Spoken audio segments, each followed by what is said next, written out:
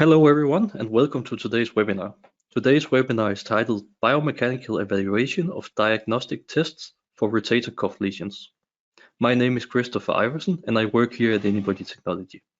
Today I will be the host of this webinar, and during the Q&A session in the end I will be joined by my colleague Björn Engelund.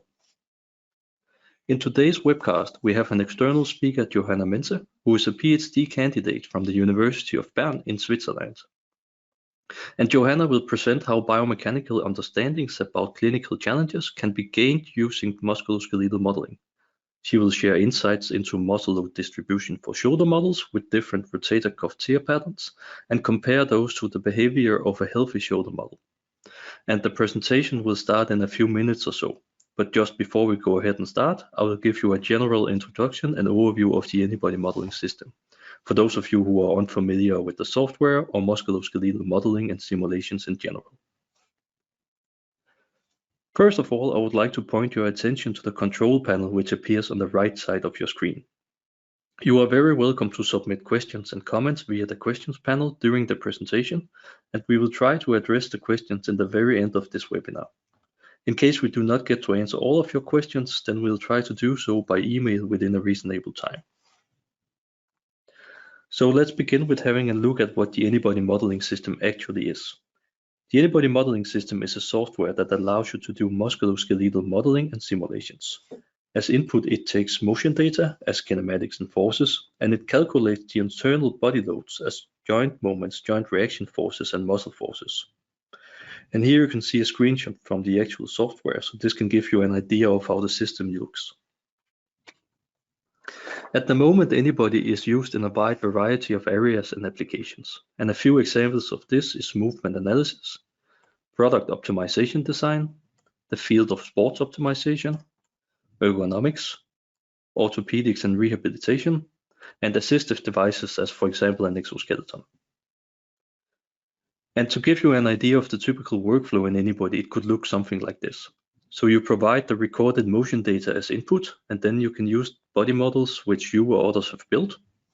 We can then provide some kind of environment, which could be a special type of equipment, or for example an exoskeleton. Then you can use Anybody to combine these things, solve the muscle recruitment, and run the inverse dynamic simulations. And this basically gives us a simulations that look like this. So basically, we go from motion to calculate the internal body loads and the interaction with the environment in some cases. We can then go ahead and output these results and use it for some kind of post-processing, which for example could be with a finite element tool. But many users also close this loop completely by doing some kind of design optimization and then run this cycle multiple times. And this actually brings me to the end of the introduction, and I'll hand over the word and present the role to Johanna instead. Thank you, Christopher. I share my screen. I think you should be able to see it now. We do see it, yes. Okay, just a second.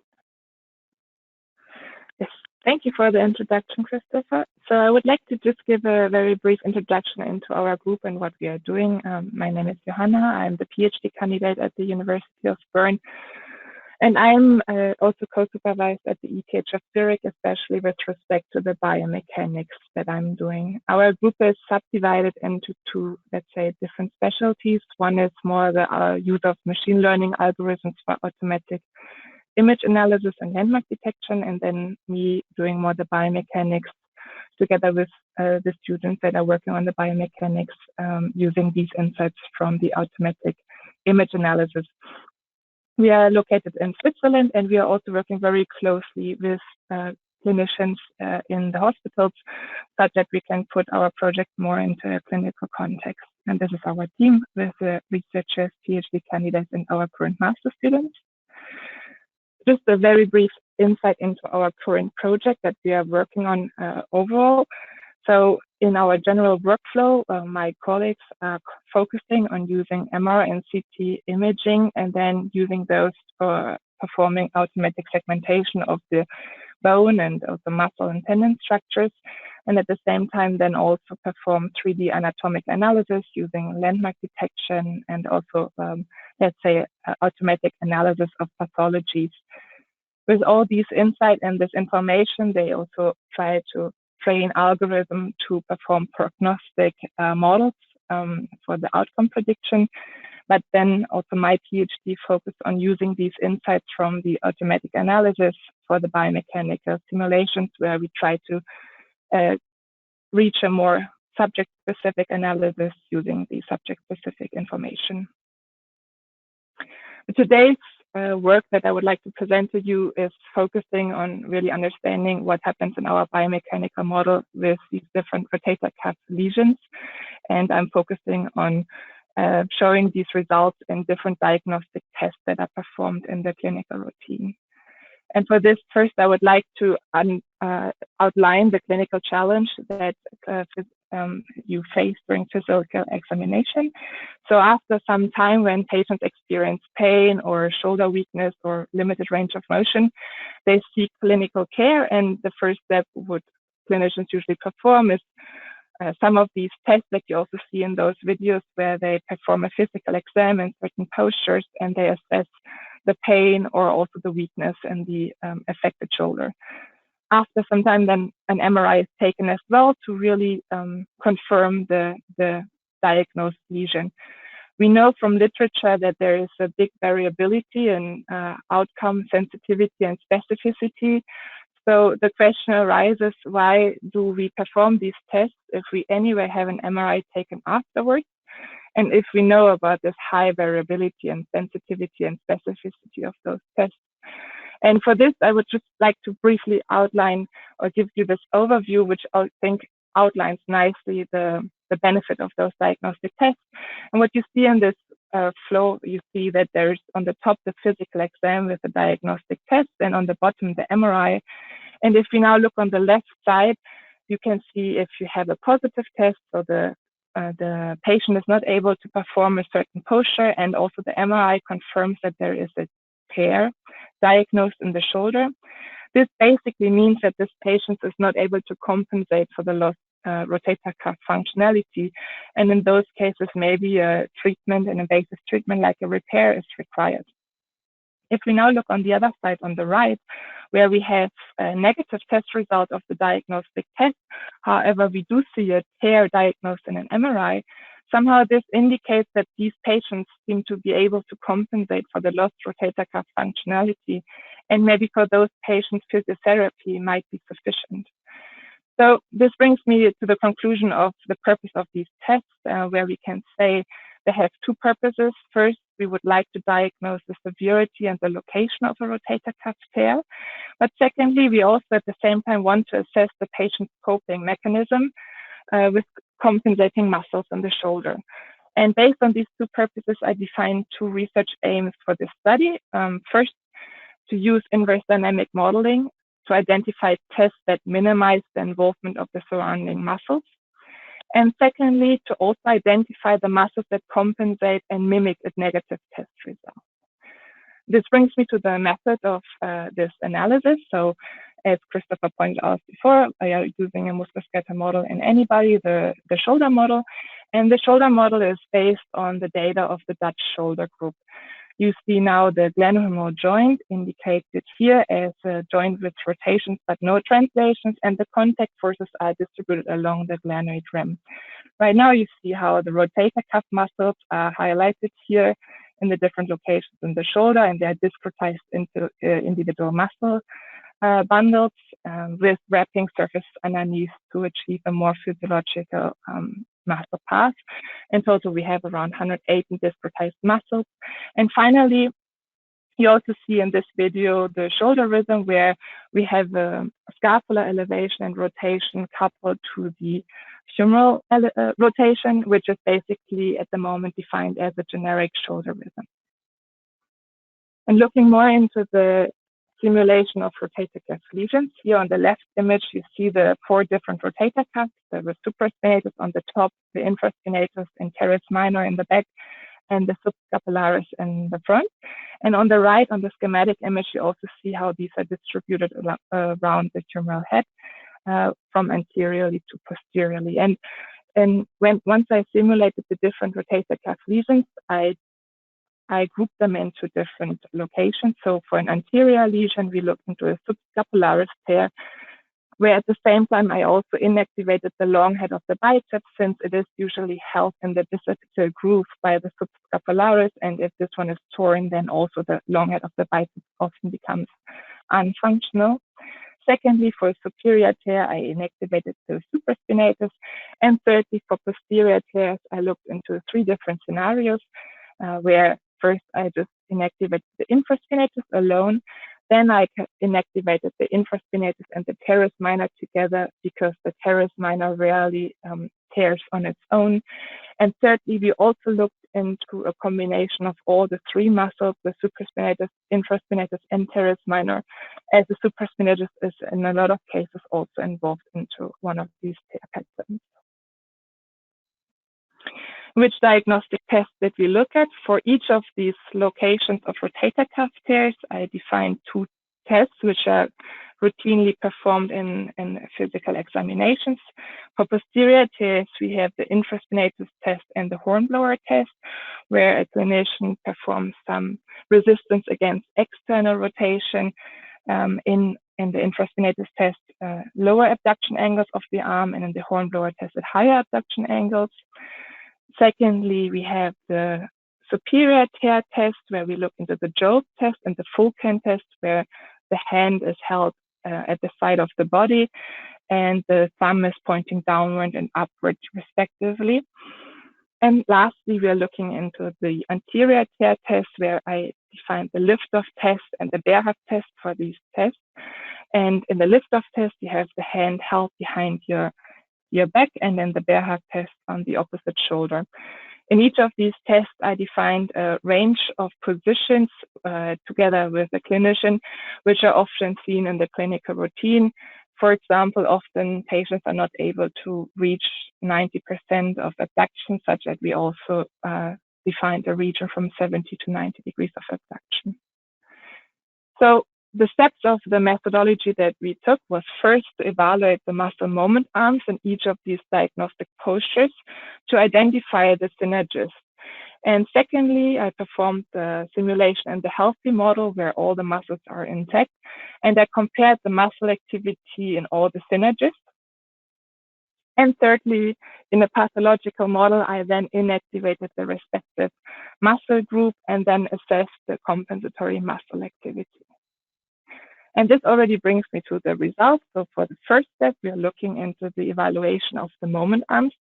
And in that case, I'm now only exemplary showing you the anterior muscle moment arms in the lift-off test in blue, as you see here, and in brown for the bear hug test.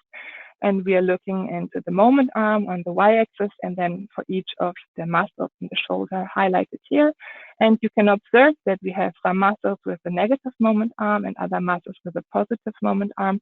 And as you might expect, we have a quite high muscle moment arm for the subscapularis, but also for some other muscles which are synergist also in these postures. So we extracted these for here the anterior test, and then I did the similar analysis for the superior test and for the posterior test, for then the subsequent analysis of the muscle activities for each of these tests. This brings me then to step number 2, where we first identify the muscle activity in a healthy shoulder model. Again, we are looking into the anterior test, again in blue the lift-off test, and in brown the bear hug test. But now in the y-axis we look into the muscle activity. The muscle activity is the acting force in this posture divided by its overall strength, so we have a percentage. And as you might expect, we now see the muscle activity highest also in the subscapularis, but also in the long head of the biceps as a synergist. And then also some more activity in the supraspinatus and the other synergists. We observe that we have, let's say, a 3-fold higher muscle activity in the lift-off test compared to the bear hug test, which indicates that this test seems to be much more sensitive to identify the subscapularis muscle activity. And if we now in a next step look into the pathological model, I'm now shading out the healthy model, but additionally add also the response when we inactivate the subscapularis and the long head of the biceps. And we directly observe that for the supraspinatus, we have this excessive increase of muscle loading, which even exceeds the 100% of muscle activity. So we can also consider this as an unphysiologically high loading. And additionally, we also see that the latissimus dorsi has a quite high increase of the muscle activity. And both of these, especially in the lift-off test, which we already beforehand identified as the more sensitive test. Coming in a second step to the superior test, where we compare the response of the Fulcan test and the Jobe test, as indicated here on the top right. In this test now, we're first looking into the healthy model again, and what I think is striking on the first glance, we already see that the supraspinatus muscle activity exists, but it's rather low compared to the synergist as the lateral deltoid, for example. And if, as you can imagine now, if we inactivate the supraspinatus in this pathological model, this also leads now to a small increase in muscle activity once supraspinatus lesion has to be compensated. So our model shows a quite low sensitivity of these tests towards a supraspinatus lesion. And lastly, we are looking into the posterior test, again looking into healthy model, and we see that the infraspinatus and the teres minor are the most active muscles in these postures. Again, in blue, the infraspinatus test, and in brown, the hornblower test. And we additionally also observe that in the hornblower test, we have this higher involvement of both of these muscles. Now, looking first into a pathological model where we only first inactivate the infraspinatus, we see that the hornblower test has a significant increase in muscle activity of the teres minor. So we can consider this as once the infraspinatus is torn and we have a very good and intact teres minor, this might be possible to compensate with training of the teres minor. But yes, we see this big difference in response between the infraspinatus test, where we only have a smaller increase compared to the hornblower test. And if we now additionally also inactivate the teres minor, this actually leads to an excessive unphysiological high muscle activity in the hornblower test, up to 600%, which is not possible. So we can consider this as let's say a not completed task, as I think the patient would not be able to perform this task with this lesion. And lastly, looking into the inactivation of all the three different muscle groups, the model is actually not able to perform this posture anymore, so it cannot find any recruitment of the muscles to compensate for this lesion. And we now also see that the infraspinatus test does reach its 100% of muscle activity in the posterior deltoid and has also a very high lateral deltoid muscle activity. That brings me to the conclusion of the first part of this presentation. So from what we know, this is really one of the first biomechanical studies to compare diagnostic tests with musculoskeletal modeling. And in particular, what we can conclude for each of these different tests, we identified the lift-off test biomechanically more sensitive to diagnose subscapularis tears, as you also maybe remember that this tear had a much higher muscle activity, this test, and the supraspinatus and the latissimus dorsi were the main compensators. Secondly, for the superior test, we observed that the Jobe test and the Fulcan test actually had a very small increase in compensators when the supraspinatus was torn, and that also confirms an observation that this test actually shows a low sensitivity also clinically. And lastly, for the posterior test, we realized that the hornblower test has a much higher sensitivity, and it also has a higher sensitivity to identify the involvement of the teres minor in a lesion. And that is also in accordance with what has been observed clinically, where an external rotation at a higher abduction angle is often not able if a patient experiences a teres minor lesion. Coming to the limitations and the outlook, what would be great to perform as a next step. This was a generic parameter analysis, but also thanks to the work that my colleagues in our group are doing, we would like to also come towards a more patient-specific analysis using either the MRI data or also patient-specific motion. And we also just looked into generic initial positions of the scapula for these analyses, but we do know that with the rotator cuff lesion, patients already start to compensate for the lost rotator cuff function with the changed scapular position. So it would also be really interesting to consider this and see how the model response changes with these adapted scapular positions. And finally, I think from these insights that we gained now and also the accordance with some clinical observations, we have a quite high confidence that we could also use these biomechanical simulations to further optimize postures. So to maybe define postures for diagnosis, which really focus on the first purpose to really identify it and localize the lesion, but also maybe optimize the posture to really assess the coping mechanism for maybe possible physiotherapy treatment. And as I also quickly outlined in the abstract, I would like to give a quick perspective on how we can take this also a step further regarding treatment analysis. So how can we analyze clinical interventions for rotator cuff lesions? And here you can just see an outline of treatments that are accessible for rotator cuff lesions. We've talked about physiotherapy, a repair where you basically reattach the torn tendon to the bone insertion site. But for especially bigger and massive rotator cuff tears, there also are tendon transfer techniques performed where you then use a different muscle to compensate for the lost rotator cuff functionality. And in also very severe cases, reverse shoulder arthroplasty is performed. But for this particular perspective, I would just like to focus on alternative tendon transfers and just quickly show you what is performed in the clinical routine. On the left, you now again see for posterior lesions, two I think commonly performed tendon transfers. On the one hand, the latissimus dorsi transfer, but also the lower trapezius transfer. And on the right, you see two examples of tendon transfers for anterior lesions. Again, the latissimus dorsi transfer, but of course to different insertion sites, and then the pectoralis major transfer.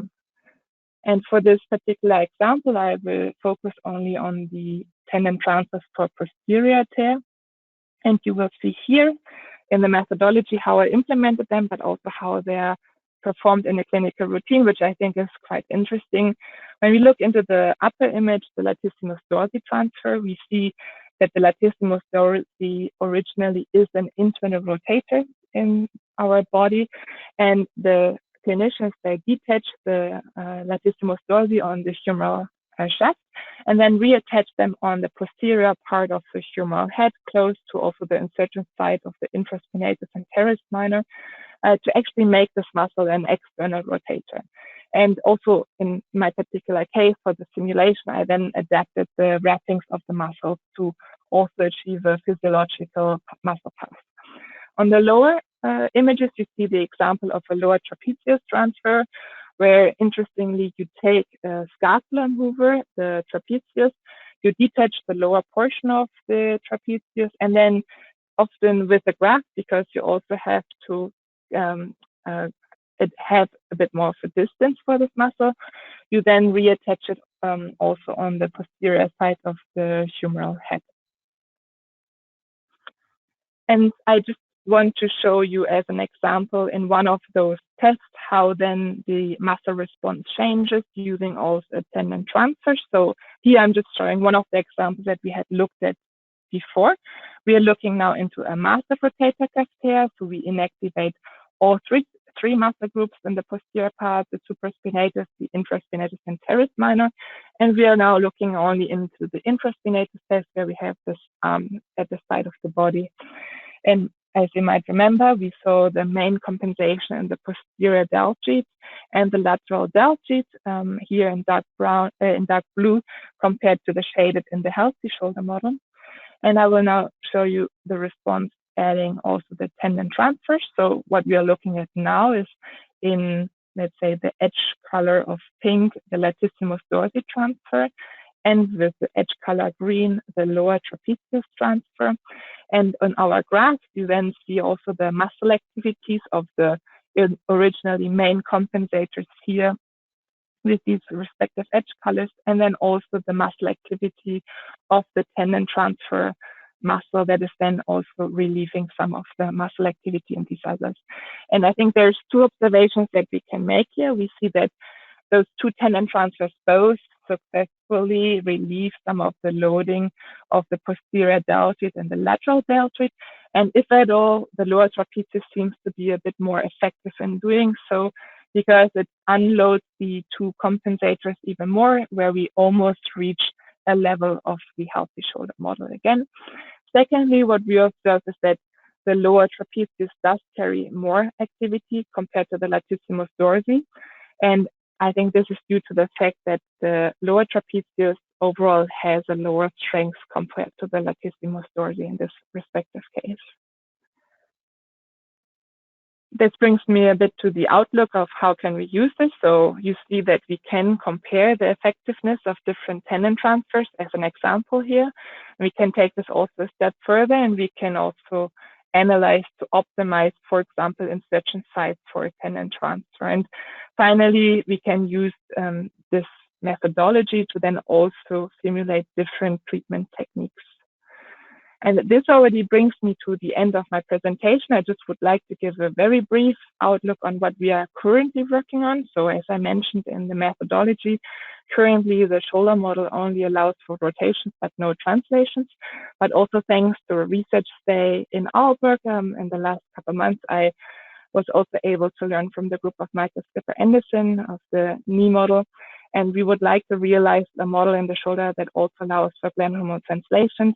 And with this, we would like to use inverse dynamics with force-dependent kinematics, where we then also consider the ligaments, especially giving stability to the joint at the end range of motion, but also consider the contact simulation of the, let's say, MRI-derived contact surfaces for those patients. And luckily, we have a collaboration also with the hospital in Basel, where they did actually measure the gland humeral translations in 3 different subject groups.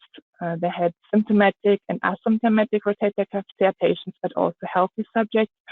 And with this data, we can hopefully then compare the model results for translations with clinical data, which will then be a great basis for further, let's say, more subject-specific analysis of the shoulder. And this really brings me to the end. Thank you very much for listening in, and I'm very happy to answer any open questions or take any remarks.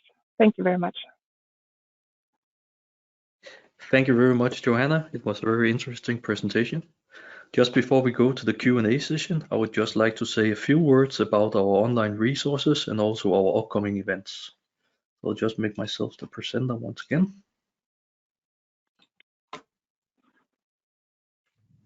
So first of all, if you want to know more about Anybody Technology, then you can go and check out our website, anybodytech.com, where you can find different events, special dates, previous webcasts, and also a full publication list of studies using the Anybody modeling system.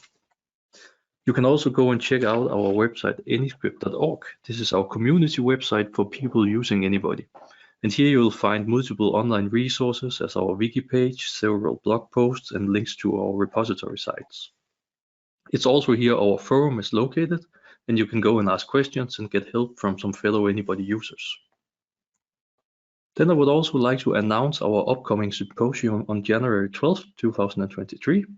The title of this event is The Value of Computer Models in the Treatment of Orthopedic Patients, and it is co-organized by the Biomedical Engineering Group in Twente University and Anybody Technology, of course.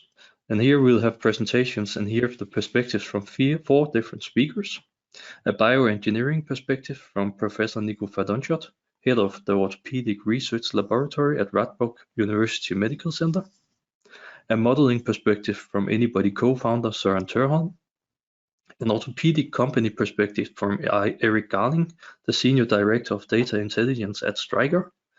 And A perspective from an orthopedic surgeon, Sebastian van den Groos from Radboud University Medical Center.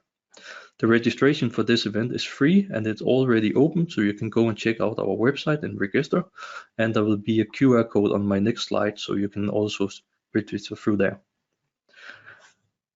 And last but not least, if you have any questions or you just want to have a trial version of our software, then please feel free to send us an email at sales@anybodytech.com. And if you have any follow-up questions regarding this webcast or any of our previous ones, then please feel free to send me an email at ki@anybodytech.com. And with that, I would just like to thank you for your attention this far, and now it's time to look at some of the questions. So Björn, you have had time to look at the questions, so could you please read out the first one? Yes, so Joanna, the first question is regarding the modeling of the tears that you made. Can you maybe explain a little on how you changed the muscles to appear as teared? Yes, I think I did it in a quite straightforward way. I inactivated the muscle strength, and thereby the muscles could not be recruited in the different simulated postures that I performed. And in that way, then other muscles had to be recruited to compensate for this lost, let's say, muscle strength in those muscles. Thank you very much. So for the next one is from Jennifer, and she wants to thank you for a great talk. So she has a question about the first part of your presentation, of how you would include the scapular motion into your model. Yeah, so currently, as I mentioned, there is a shoulder rhythm already implemented in the shoulder model, and that one is based on the regression analysis of the growth. And at the moment, I didn't change the shoulder rhythm, so the scapular position is it's defined based on the humeral shaft position. And in a further step, it would be great to be able to change this, but this is, as maybe also other people working on the shoulder know, quite challenging because you have the quite high skin artifacts of the scapula. So when you use motion capture data, you do have to do a lot with palpation and static posture analysis, or even using some imaging data where you then have to consider also the exposure to X-rays. But yes, at this stage in this parameter study, I did not change any of the generic shoulder rhythm definitions. Yes, thank you very much, Joanna. And I would like to follow up on that because we had a lot of questions about this shoulder rhythm. And we actually have an online documentation for it on our AMMR repository site, where you can go and read the theory behind this degrowth shoulder rhythm that we have implemented. Perfect. So let's go ahead and take the next one. So you talked about the next step in implementing this FTK model on the shoulder. So what do you expect from the result of implementing that? Yeah, so it's a good question. At the moment, our shoulder model doesn't allow for translations, but only rotations, and it does, however, require the muscles to fulfill this, let's say, stability criterion. So in order to fulfill this constraint of having no translations, also the muscles have to be recruited. And once we look into the more, let's say, maybe physiological model with considering the translations, I expect that this might change even the muscles of having a bit less of a constraint, so we would maybe see smaller responses. But on the other hand, we do have a very unstable shoulder implementation where in each of the positions we have to fulfill the stability criterion using either also the muscles, and in that case we also have to consider the heel muscle model, where we then also provide passive stability of the muscles, but then also at end range of motion the ligaments. So it will be a much more complex model, which will also take longer, and it's quite hard to predict the exact outcome, but that's my hypothesis. Perfect, thank you very much. So we have a few questions regarding the presentation. So I would just like to say that I will make this recording available on our website. So within a couple of days, it should be available there and you can go and watch it again. So Björn, could you please read out the next one? Yeah, so the next one is a little clarification one. we had some audience asking about whether you had only one model or you ran multiple models, because in many of your charts you showed standard deviation bars, and they would like to know what these actually represent. Yeah, that's a good question. Maybe I didn't mention it enough in one of the slides. Maybe you remember the slide where I showed each of the diagnostic postures. In each of these 6 postures, we defined 20 different variabilities of the posture, as we often also see variable implementations of the postures in the clinical routine. So if you remember the superior test, we had the Job test and the Fulcan test, where you held the hand at the side of the body, and a lot of patients are not able to reach 90 degrees of abduction. So we then performed 20 simulation steps from 70 to 90 degrees of abduction, and then we considered the mean and the standard deviation of these 20 simulations. And for each of these postures, we identified, let's say, the most common deviation or change of posture, and we considered these with 20 different simulations, and then taking the mean of the model responses there. Thank you very much. I think that clarified it all. Great. So we do get a lot of questions, Johanna, so I'll go ahead and take the next one. So first of all, thank you for your presentation. Have you tried different muscle recruitment criteria? For this particular analysis, I focus on the polynomial, third order polynomial functionality, but I did change the recruitment in a way that I don't have the change to a min max when you reach 100% activity, but I left it as a third order polynomial, as you also know if you have this change, because I did come close to 100% muscle activity for some of those. And then you really start recruiting all of the muscles before then you go above the threshold, and I didn't want to have this strong influence. So I did change this, but I didn't compare all the different muscle recruitment techniques in this particular case, because I also read from literature that this one is really the one that is most reliable and most closely to what we observe in muscle physiology. Thank you very much. So for the next one is also regarding the FTK. So I'm not sure if you're able to answer that yet or not, but do you think when you have an FTK model with contacts, muscles are enough to have a stable simulation? If you have a FTK with contacts, you have what? Sorry, the last part I didn't hear. So if you have an FTK model with contacts, are muscles enough to have a stable simulation? It's a very good question. At the moment, no. So really right now I'm providing all the different stabilities, but my humeral head often really escapes a lot of times anteriorly, which is an interesting observation, which actually also happens a lot of time clinically.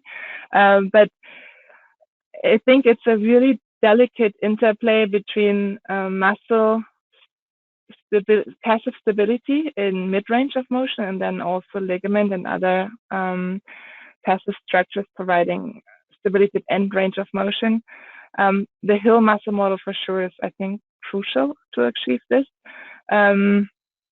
Yes, I'm not sure yet if we will achieve it just with these 2 structures, or if we have to consider also some stiffness in the joint, which would be surrounding structures which we have not yet implemented, but they do give stability, like I think the negative pressure, let's say the kind of vacuum of the labrum surrounding the humeral head in the glenoid socket, which we cannot simulate, and that's a similar case.